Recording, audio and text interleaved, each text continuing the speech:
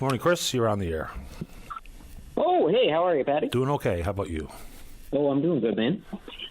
So I just wanted to make a kind of a quick tag on the comments about the wind farms and this idea that, well, we know what wind farms look like, and so that part should maybe more or less be understood. The size of turbines that we're talking about here are really quite exceptionally large. And if you've been following the wind market over the last couple of years, a couple names stand out as having lost, billions of dollars between them, and that's Siemens Gamesa and Alstom. And the particular way they lost their money was around their gearboxes. And so basically, the larger a turbine gets, the slower it needs to spin in the middle. And so there's a huge amount of power trying to go through that space.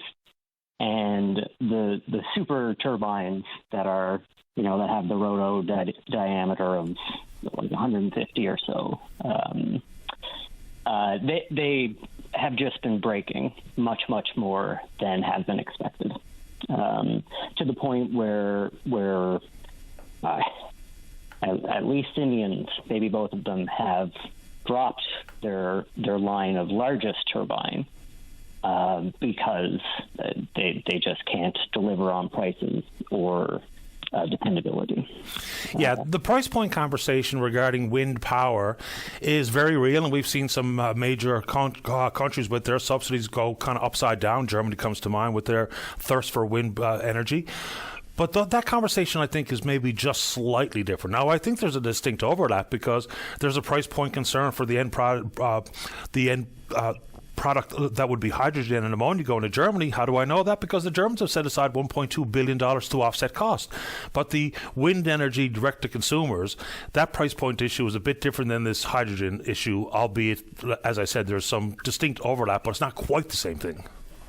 Well, and that's very correct, but just in terms of the expected turbines that could be used, I'm pretty sure they had been looking at those supersized ones, and they may not be on the market at all. And indeed, the larger end of the turbines may be getting smaller. So I put a link on your Twitter from a really great article that gets into the discussion of big turbines versus small, and the market may be deciding that we have found the biggest turbines, and it is, smaller than the largest ones that are on the market now. Yeah, I haven't had a chance. I have seen the link, but haven't had a chance to click it. But, I mean, the turbines, people say, well, I've seen a wind farm, whether it be in the Shetland Islands or in Ontario or wherever the case may be, but you haven't seen these. I mean, there are wind turbines that have currently been erected that are about 150 meters, and we're talking about 200-meter turbines here. So back when wind was becoming a thing, I know it goes back a long way when we talk about Holland or what have you, but when we were creating wind energy projects. So in the early 90s or whenever the accurate date is, we were talking about turbines that you could throw a rock over. And now we're talking about a 200-meter turbine. For context and comparison, Confederation Building is about 64 meters tall, and we're talking about 200-meter wind turbines. So these are absolutely massive. At some point, given the reliability and the robust nature of the turbine, whether it be the tower itself and or the blades, there has got to be some sort of limit coming sometime. I mean, I don't know if your article is similar to what I've been reading, talk about full 1 gigawatt turbines on one turbine. So at some point, they're going to be too big to be useful. And it does go into exactly that. Okay. It in particular, it goes down a list of which things get cheaper as you scale up and which things either don't get cheaper or get more expensive. And the gearboxes on the supersized ones are, this is not said in the article, but it seems like they're largely non-viable at this point. And so one of the consequences of that is that if they bump down to a smaller size of turbine, then they need more of them to hit the same amount of energy. Exactly. And then the blades would also be spinning faster. So if there are concerns around bats and bees and birds and all that, then there would be a larger risk factor with the faster, smaller turbines. Yeah, you're 100% right. You know, the advantage of the smaller turbine is less material, but more turbines required. So if we're talking about the same amount of energy output, I would imagine material usage would be very similar. And of course, then the geographic footprint would be larger with more small turbines. Good point regarding how quick the turbine would have to spin. I don't, like, we talk about the impact on birds, for instance, and I think people understand that. But someone sent me a really interesting article regarding the bat population, and that doesn't get a lot of consideration, but that is a huge possibility for a problem for the bat population and what bats actually mean in the ecosystem and the balance that they help strike. So fascinating stuff. I am going to read the article that you sent me, because there's all sorts of things regarding efficiency and what people refer to as the square cube law, and what that as it pertains to the cost and the size and the power generated. So I'll have a look at what you sent along, but I don't even know if it's good, bad, or indifferent regarding the size of the turbine, but I do know that if you think about it, like even the distance between the top of Signal Hill and the ocean is somewhere around 150 or 140 meters. We're talking another 50 or 60 meters on top of that for one turbine. It's really something else when you think about it.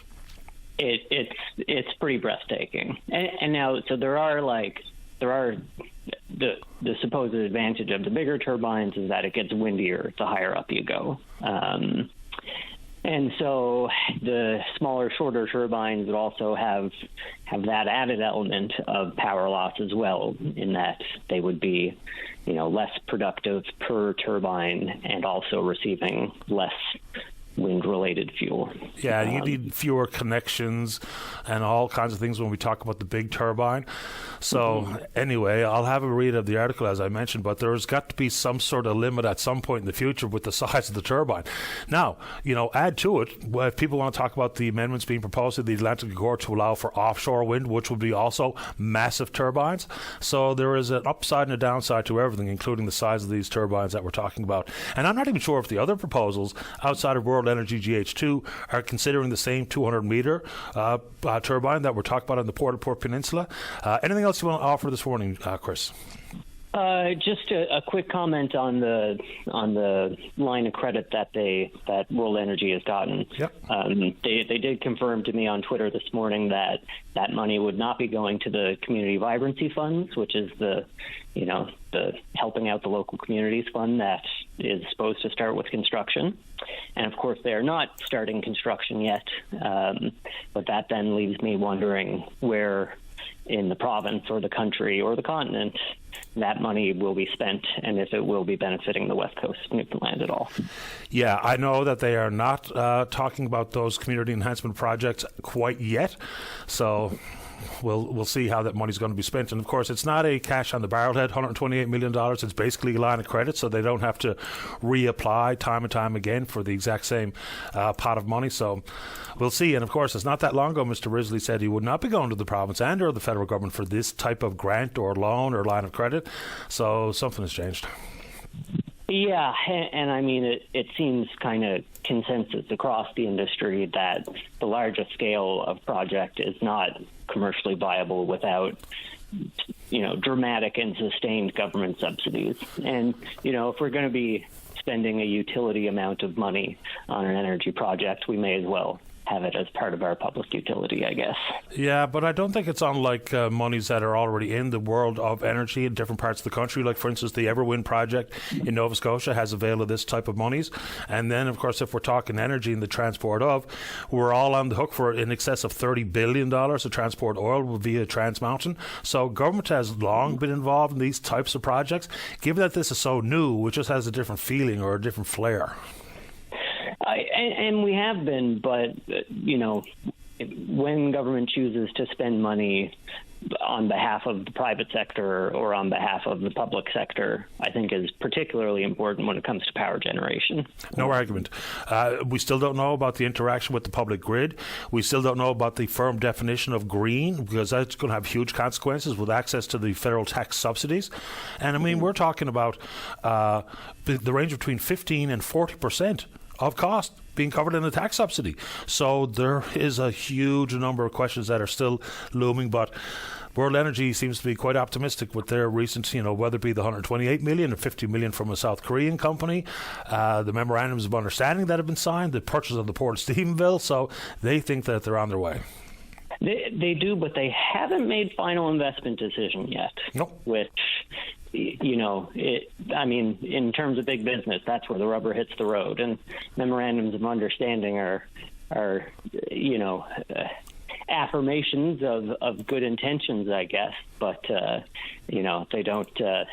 Nothing really runs off of them, No, you're right. And the final investment decision cannot be made, no matter how you slice it, until that definition of green is formalized and put in place. Now, the hope of the companies is that we'll see things like the Nova Scotia projects would rely on, 58% of their energy produced is still reliant on coke and coal versus 80% renewables here, which would get a higher tax break. Because if we're talking green, then it's got to be as green as possible. Add to it, we're not even quite sure what the advancements that have been made with recycling the material of a turbine. Lifespan around 25 years.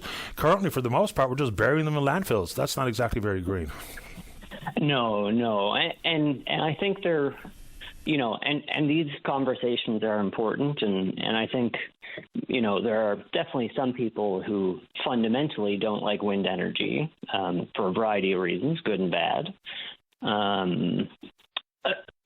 But our grid is already really quite green, and it's my understanding we actually still have quite a bit of hydro capacity that we haven't tapped into, both on island and off. Yep, that's for sure. So why are we solving this problem for Germany? I guess we did the hard work and paid a lot for it as taxpayers to do it, and. It seems like a very strange bit of environmental policy to me. Well, they're talking about the industry being a $1 trillion industry by 2040. I'm not all in or all out. I'm just interested in getting as much information as possible. Just ask questions, and then we can all determine for ourselves whether or not we think it's a good idea and worthwhile of provincial and federal investment, because it comes with a cost, and that's just the nature of the beast when we talk about energy. I appreciate the time, Chris. After the break, I go. Cool, man. Thank you so much. Have a good day. You too. Bye-bye.